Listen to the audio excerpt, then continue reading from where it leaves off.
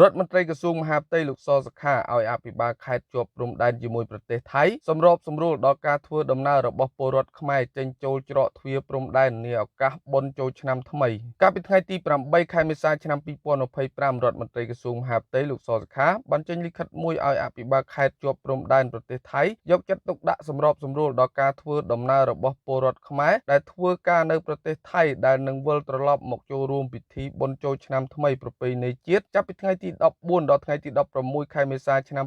2025ខាងមុខនេះរួមទាំងការវិលត្រឡប់ទៅធ្វើការងារនៅប្រទេសថៃវិញផងដែរលិខិតដដែលនោះបន្តថានៅក្នុងឱកាសនេះប្រជាពលរដ្ឋខ្មែរជាច្រើនដែលកំពុងស្នាក់នៅនិងធ្វើការនៅក្នុងប្រទេសថៃតែងតែធ្វើដំណើរឆ្លងដែនត្រឡប់ចូលមកកម្ពុជាវិញសម្ដៅឆ្ពោះទៅកាន់ស្រុកកំណើតរបស់ខ្លួនដើម្បីជួបជុំក្រុមគ្រួសារសាច់ញាតិអបអរសាទរពិធីបុណ្យចូលឆ្នាំថ្មីប្រពៃណីជាតិខ្មែរនិងអាចត្រឡប់ទៅប្រទេសថៃវិញនៅក្រោយពិធីបុណ្យចូលឆ្នាំថ្មីប្រពៃណីជាតិខ្មែរលោករដ្ឋមន្ត្រីនិយាយនៅក្នុងលិខិតនោះថាដើម្បីលើកកម្ពស់ការគ្រប់គ្រងនិងការជួយសម្របសម្រួលដល់ការធ្វើដំណើរចេញចូលឆ្លងដែនរបស់ពលរដ្ឋខ្មែរក្នុងឱកាសពិធីបុណ្យចូលឆ្នាំថ្មីប្រពៃណីជាតិឲ្យប្រព្រឹត្តទៅដោយរលូនក្រសួងមហាផ្ទៃសូមធ្វើការណែនាំដល់អភិបាលខេត្តជាប់ព្រំដែនជាមួយប្រទេសថៃត្រូវយកចិត្តទុកដាក់អនុវត្តកិច្ចការត្រួតពិនិត្យនិងវាយតម្លៃនៅស្ថានភាពរួមនៃការចេញចូលឆ្លងដែនក្នុងអំឡុងពេលមុននិងក្រោយពិធីបុណ្យចូលឆ្នាំថ្មីប្រពៃណីជាតិខ្មែរដើម្បីចាត់វិធានការឲ្យបានសមស្របដើម្បីធានាថែរក្សាការពារសន្តិសុខសុវត្ថិភាពសង្គមសណ្ដាប់ធ្នាប់សាធារណៈនិងរបៀបរៀបរយនៅតាមច្រកទ្វារព្រំដែននីមួយៗ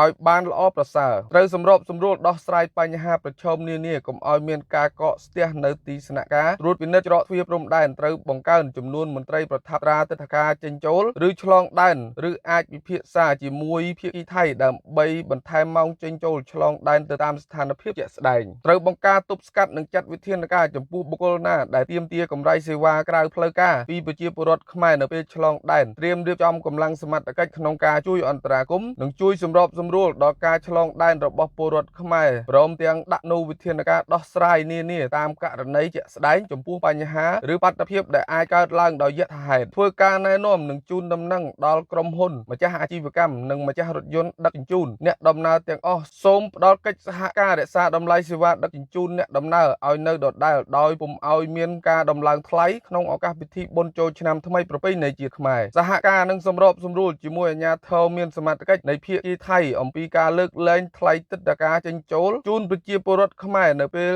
ចេញចូលឆ្លងដែនព្រមទាំងធ្វើការផ្សព្វផ្សាយឲ្យបានទូលំទូលាយអំពីការលើកលែងថ្លៃទិដ្ឋាការនេះជូនប្រជាពលរដ្ឋខ្មែរក្នុងករណីចាំបាច់ឬផ្អែកតាមស្ថានភាពជាក់ស្ដែងអាចបង្កើតក្រុមការងារឬគណៈកម្មាធិការចំពោះកិច្ចដើម្បីគ្រប់គ្រងនិងសម្របសម្រួលដល់ការធ្វើដំណើរចេញចូលឆ្លងកាត់ច្រកទ្វារព្រំដែនរបស់ប្រជាពលរដ្ឋខ្មែរនាឱកាសបុណ្យចូលឆ្នាំថ្មីប្រពៃណីជាតិខ្មែរនេះអាស្រ័យហេតុនេះសូមឯកឧត្តមលោកជំទាវអភិបាលនៃគណៈអភិបាលខេត្តនឹងចាត់ចែងអនុវត្តតាមខ្លឹមសារខាងលើប្រកបដោយស្មារតីទទួលខុសត្រូវខ្ពស់